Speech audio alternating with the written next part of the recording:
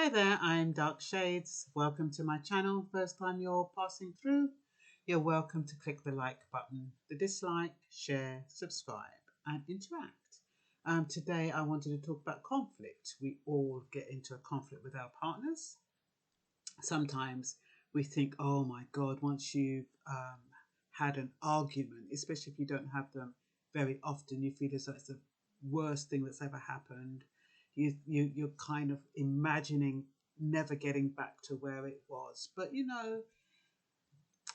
discord, conflict is an inevitable part of relationships. You can't get away from it. You have to remember that you're two different people coming from two different places, and you've come together, and it's miraculous how people stay together for 40, 50, 60, 70 years. And why do they do that? How do they do that? They do that by not taking each other too seriously. And they do that by accepting each other and letting a lot of it go over their head. You've got some people, they're so petty, every little thing they jump onto and they make a big fuss about it. They stew over it, they mull over it, and they make a mountain out of a molehill. Those people, their relationships will never last because they haven't learned to speak their truth and get over it. They haven't learned they hold it in. They haven't learned how to actually accept that conflicts are going to happen, that you can't be happy every day. So, disagreements, like I said, are an inevitable component of a relationship. When you think about different genders, background, cultures, religion, education, childhood experiences, and life experiences. You might appear compatible when you first meet, but you will have different morals, attitudes, opinions, behaviors, and perceptions, which will reveal themselves over time. And like I said, it's inevitable. You don't have to make a mountain out of a molehill. You just have to accept your differences and move on. Even the strongest relationships conflicting needs and opinions arise from time to time. What is the solution? Show care and compassion. Respond from a loving place. If you're responding from a loving place, the words that come out of your mouth are going to be loving, and they're going to be understanding, and they're going to be received well. Learn to recommit. Sometimes when you have an argument, you think, oh my God, it's over. I don't want to go through this anymore. I don't love them. I've gone off them. And whatever it is you say to yourself, it just can't work. It's over. It's done. Learn to recommit. And that means looking back at all the good things that happened in the relationship and use that as a foundation to make you think that, yes, it is possible for me to change those feelings of negativity into feelings of positivity. Find a way where both parties can feel, be heard, and be understood. See things from the other person's point of view. Remember, they could be feeling embarrassed, they could be feeling guilty, they could be feeling regretful. So just try to put yourself in their shoes, depending on what it is the conflict is about. It could be about anything. It could be anything from putting the shoes in the wrong place to something major, infidelity or debt. It could be anything, but try to always look at it from the other person's perspective when they're explaining their truth to you.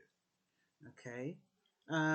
Listen to what is being said in the conflicting argument. So, yes, that person might be ranting and shouting, and you might not be able to get a word in edgeways, but listen to what is actually being said. Even though it's being said in anger, frustration, whatever way it's being said, listen to what is actually being said. What is that person actually saying to you? Even harmless banter can trigger vulnerabilities. So sometimes you might say something in a joke, like some people, they might say, oh, you put on so much weight. And that might be a sore point because when that child was young, she was fat and they used to bully her and they used to make fun of her. So when you say, oh, you're fat, even though you put on weight, even though you're just bantering, that might trigger a vulnerability in that person and they might just kick off. And you're like, bloody hell, I was only joking. It's just light-hearted banter. I didn't mean anything by it. But you've triggered something in that person from their past or whatever insecurities or vulnerabilities that person has. So bear that in mind, that there is no emotion that is not valid. There is no argument that doesn't have some meaning behind it. And it's about being curious and finding out what that meaning is. Find out what it is that's upset your partner so much that why you don't understand it. Ask questions. So yeah, cultivate curiosity. What makes him or her tick? What makes them kick off like that? What makes them angry?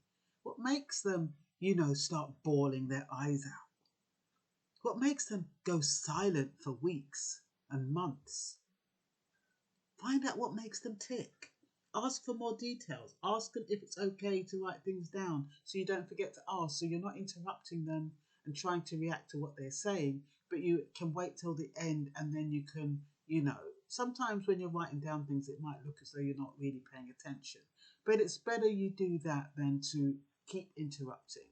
And it's though you're not listening and it's as though you just want to get your point across. You don't have to put long sentences when you're writing. Just little notes that will trigger what it is you want to talk to them about later. No, you can understand and acknowledge without agreeing. That means when they're ranting and raving, you don't have to agree to them, but you can acknowledge it and you can accept it and you can be silent. Silent doesn't mean agreement. Because you're going silent, it doesn't mean you agree with somebody's behavior. It just means that you're using that opportunity to see where that person is coming from. Seek clarification where needed. So if that person is ranting on and going on, try to understand. Ask them, what's happened? What is it about what's just happened that's made you react in that way? Why are you screaming? And why have you slamming the door? Why are you throwing plates? Find out what's actually going on with that person, if you care about that person. Be aware of your biases, your judgments, your prejudices, and your assumptions. Because sometimes when somebody's kicking off, you have your own biases and you can make your own assumptions. You can think, bloody hell, I'm not quite sure what's going on. I think she's a bit loopy, or I think he's a bit loopy, or, I think I don't want to have anything to do with this. You can kind of you can have your own biases. You can say, oh, maybe it's because she's a divorcee, or maybe it's because he's been married 10 times, or maybe it's because he hasn't been able to settle down, or maybe it's because she was raped in her childhood, or maybe it's because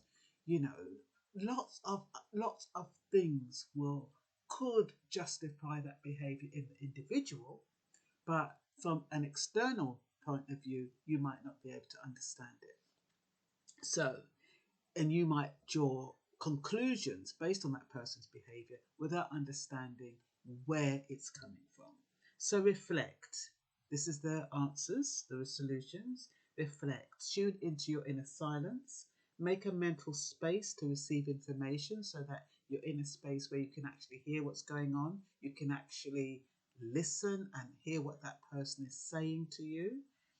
Use silence to set aside your needs, feelings, and beliefs, because sometimes we're so geared up on trying to explain ourselves and trying to get our point across that we're not listening to what the other person is saying. So make sure you find that space where you're not thinking about what you want, what your feelings, what your behaviors, how it's affecting you.